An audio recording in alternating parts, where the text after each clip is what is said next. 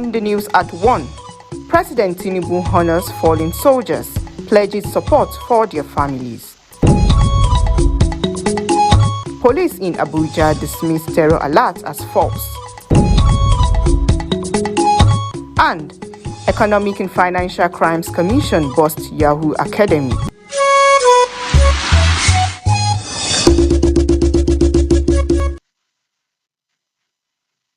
Good afternoon. This is the news at 1 on the Unity Station, NTA Channel 5, Abuja. I am Rabiat Shaib. We begin on a solemn note as President Bola Ahmed Tinubu has expressed deep sadness over the brave soldiers of the 29th Task Force Brigade Operation Hadenkai, who died in a coordinated terrorist attack in their camp in Borno State. The president also expressed heartfelt condolences to the military and the families of the soldiers, urging them to take heart in the face of the unfortunate loss.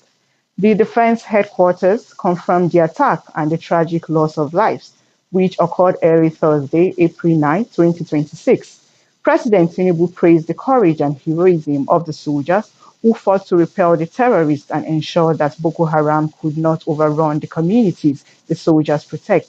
While mourning the death of the gallant soldiers, President Tinubu urged the leadership of the armed forces and all soldiers on the front line not to be discouraged, but to draw strength from the nation's deep appreciation for their sacrifice.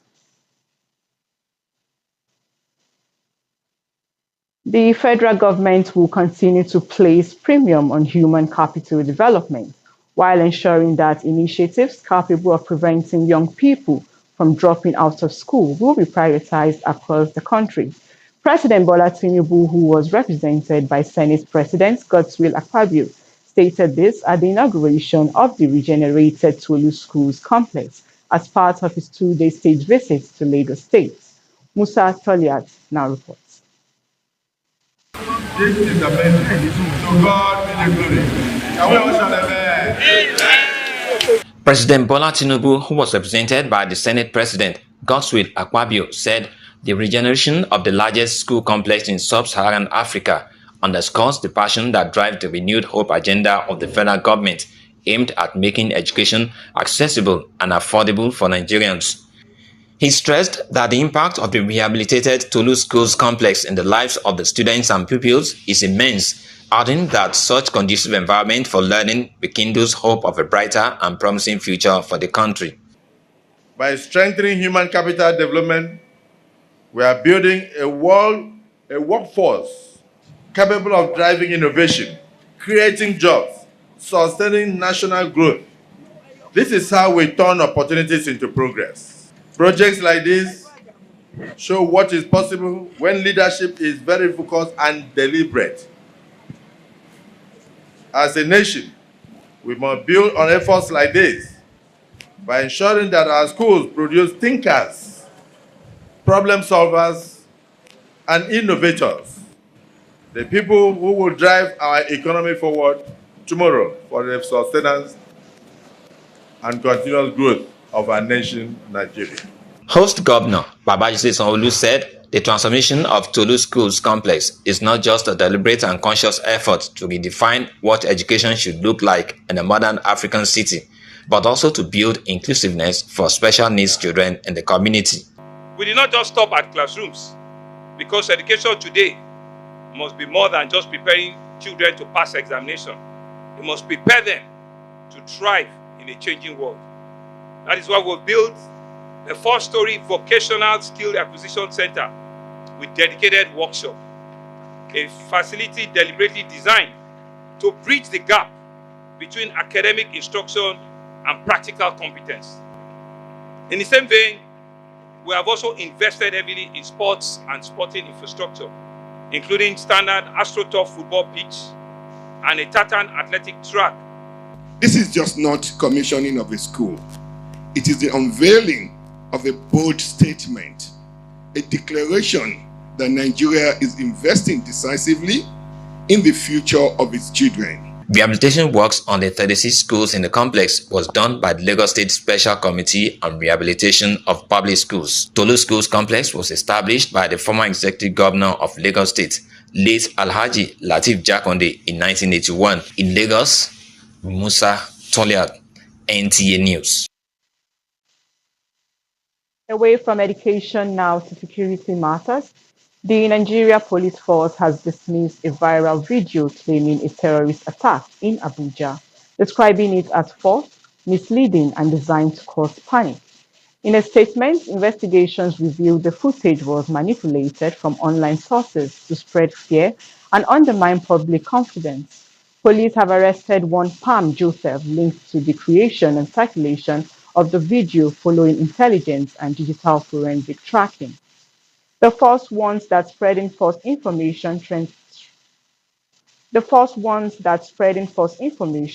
threatens public safety and urges citizens to verify content before sharing. The suspect remains in custody and will be charged to court.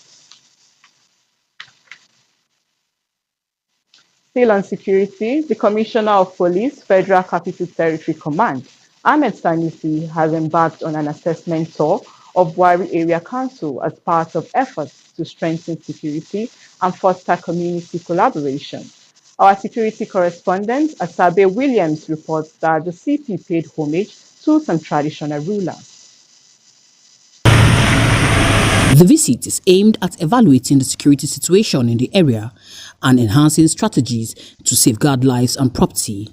During the tour, the Commissioner of Police inspected the key formations and engaged with officers to assess operational readiness. He also held a crucial meeting with traditional rulers and community stakeholders, emphasizing the importance of intelligence sharing and grassroots participation in crime prevention. We have achieved some successes, some victories, by arresting some of the bandits and their informants.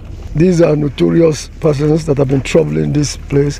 We have one of their key informants that invites them every now and then.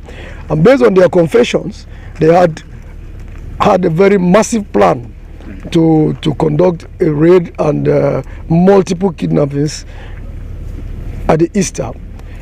They were not able to succeed because of our various tactical deployments that reinforced the areas and made it impossible for them to come. And of course, we recovered one of the operational arms, which is an AK-47, is here displayed with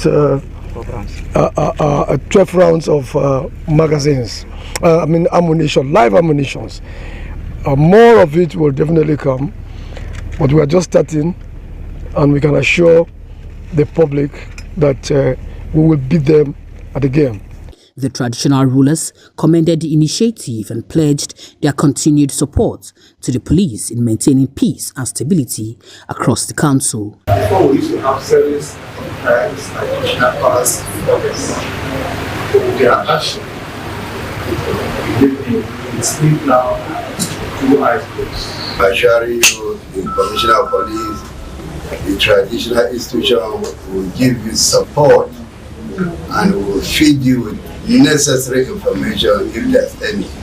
I promise you that we work hand to hand for the success of the area council and the FCT and Nigeria at large. CP Sanusi reassured residents of the command's commitment to proactive policing and urged them to provide timely and credible information to security agencies. He noted that collaboration between law enforcement agencies and traditional institutions remain vital in tackling crimes such as kidnapping, banditry, and other forms of criminality. In Abuja, Asabe Williams, NTA News. And now the Economic and Financial Crimes Commission, EFCC, has arrested 31 suspect internet fraudsters at an internet fraud academy situated in Bekki Estate, Karo, Abuja. A statement by the head of media and publicity of the commission, Dele Oyewale, says the suspects were arrested in an operation while undergoing internet fraud tutorials, and items recovered from them include phones, laptops, computers, and other gadgets. Investigation by the EFCC revealed that some of the interns were lured all the way from Benue State by the academy proprietors with the promise of job offers. But upon arriving at the facility, we were handed communication devices, computers, and software, setting the stage for their training in cyber fraud. To enforce compliance and dedication, the house recruits in the academy were restricted within the premises of the facility I beg your pardon, and forcibly took permission of their mobile phones, thus totally cutting them off from the outside world. The suspects will be charged to court as soon as the investigations are concluded. And now, in a bid to promote access to quality education and support underprivileged students in Abuja, the University of Lagos Alumni Association FCT branch has awarded scholarships and mentorship opportunities to selected beneficiaries drawn from the 6 area councils. The association notes that this initiative is rooted in the commitment to social responsibility and its resolve to invest in the academic and personal development of future leaders. The beneficiaries were carefully selected based on merit and need, with the program designed not only to ease their financial burden, but also to provide guidance through structured mentorship. Ramatu Abdullahi now reports. Priscilla Vincent is an SS3 student with special needs from GSS Kuje, who is one of the beneficiaries of the scholarship program, having been selected based on her track records of academic performance alongside her contemporaries from other schools across 6 area councils of the FCT.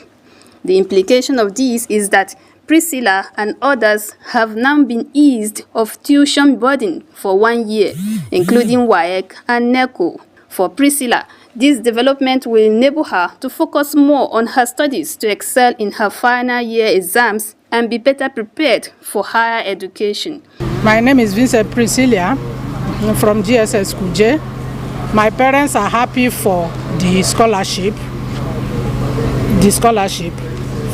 because it have helped my parents to meet other financial commitment. God gave me this opportunity, so I'm really happy. I'm excited. I want to say may God continue to bless them. The FCT Mandate Secretary Education representative said the FCT Secondary Education Board is open to partnerships from individuals and organizations that promote education. As the common saying goes, education for all is the responsibility of all. So if all, many people, many NGOs, foundations, associations will come, and take up some of these challenges that our students have, I'm telling you, it will go a long way.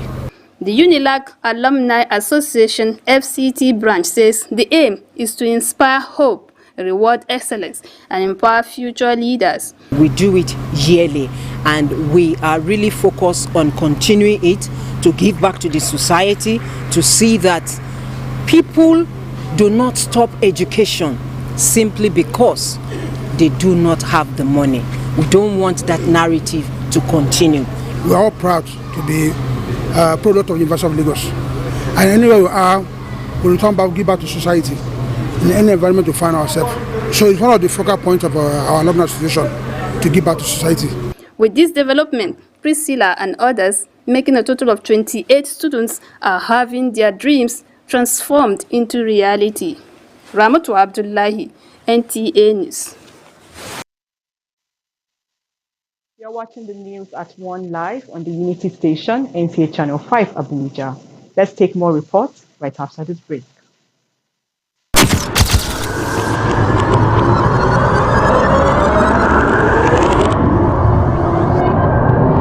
Good evening, glad to have you join us. Thanks for joining us on Weekly News Wrap. Thank you very much for having me. And it is on that note we welcome you to today's edition of the program. I will celebrate creativity, lasting impressions. There's no book stating that this is the role for men.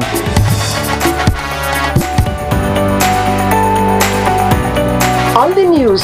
On the news at 7. The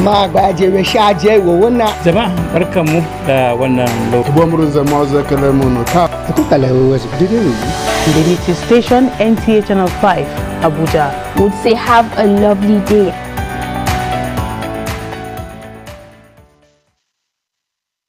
Glad to see you're still with us. As the African Court on Human and People's Rights marks its 20th anniversary, stakeholders are reflecting on its impact in promoting and protecting human rights across the continent. Judiciary correspondent Serafina Okon reports that the court serves as a key judicial pillar, reinforcing Africa's commitment to justice, accountability, and the rule of law. Thus, is appealing to Nigerian authorities to give the declaration under Article 36, subsection 6 of the Protocol of the Court. They report. Honorable groups, the court has continued to provide a platform for justice beyond domestic legal systems. More states parties that have ratified the protocol establishing the court should now take the next step to make the declaration. And those that have withdrawn their declaration, they should please come back so that the human rights mechanism is enhanced. Has been able to explain to us that the court actually provides ways in which we can seek justice, which is something that is really good to hear. Because of the way society is, so we shouldn't be scared if it's child marriage, we shouldn't be scared if it's protection from the government. We will be able to go to the AUR. Its decisions, which are binding on member states that have recognized its jurisdiction, underscore the continent's growing dedication to upholding fundamental human rights. Despite the strides, challenges persist, such as violence against women, suppression of civil liberties, and limited access to justice, especially for indigent citizens, remain pressing concerns. Nigeria supports the African Court, but Nigerians cannot take cases to the African Court. Why? Because Nigeria has not given the declaration under Article 34.6 of the Protocol of the Court.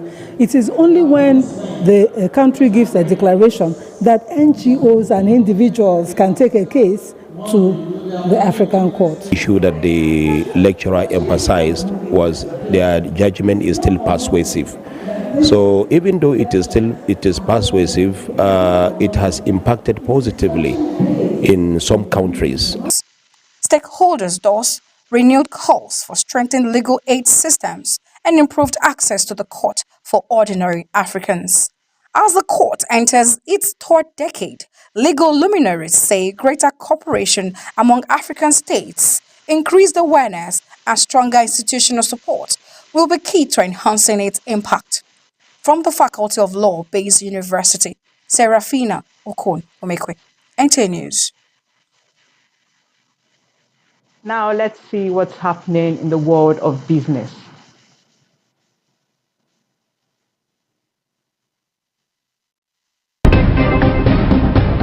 Many thanks indeed.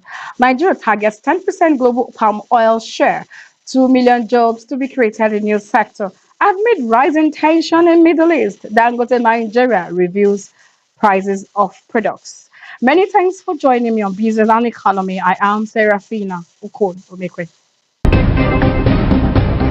We begin with the latest from the palm oil industry. Nigeria has unveiled an ambitious plan to reposition the palm oil industry as a major economic driver, targeting about 10% share of the global market and lifting about 2 million Nigerians out of poverty within 6 years. Aliu Sabi Abdullahi, Minister of State, Federal Ministry of Agriculture and Food Security, stated this in a keynote address at the Nigerian Oil Palm Development Strategy Validation Meeting tagged Unlocking Nigeria's Oil Potential, Pathways to Sustainability and Growth, which was held in Abuja recently. Abdullahi said the initiative marks a decisive shift from policy initiative to structure investment-led growth across the value chain. Meanwhile, the Nigerian Customs Service, through Operation Wildwind, has seized about 6. I'm afraid this is where we are going to draw the curtain today. We are joining our live broadcast for a live telecast.